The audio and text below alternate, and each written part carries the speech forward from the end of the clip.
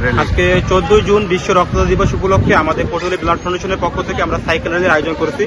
আমাদের আজকের এই র্যালির উদ্দেশ্য হচ্ছে তরুণ যুব সমাজকে রক্তদানে উৎসাহিত করা, তাদেরকে রক্তদানের গুরুত্ব বোঝানো এবং মানুষের অসহায় অবস্থায় এক ব্যাগ রক্তের যে কতটা প্রয়োজনীয়তা এটা সাধারণ মানুষকে বোঝানো এবং ছাত্র সমাজকে বোঝানো। আজকে আমরা এই র্যালির মাধ্যমে তাদেরকে সচেতন করতে চাই, রক্তদানের গুরুত্ব বুঝতে চাই এবং বিনামূল্যে রক্তদানে উৎসাহিত করতে চাই। মানুষের জন্য, রক্ত জীবনের জন্য আমরা পটুয়াখালী ব্লাড ফাউন্ডেশনের পক্ষ থেকে আজকের যে র্যালিটি করেছি, এটি হচ্ছে আমাদের একটি সামাজিক স্বেচ্ছাসেবীমূলক কাজ যারা করে তাদের প্রতি জানানো যে বিশ্ব রক্তদাতা দিবস আজকে, এবং যারা ব্লাড দেয়, ডোনেট করে, এই ডোনেটদের উৎসাহ দেওয়ার জন্য আজকের এই র্যালিটি মূলত আয়োজন করা। আমরা 2021 সাল থেকে ধারাবাহিকভাবে কাজ করে যাচ্ছি।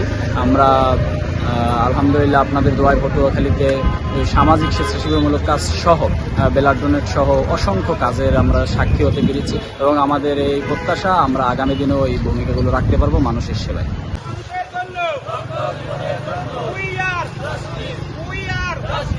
We want justice. We want justice. We want justice.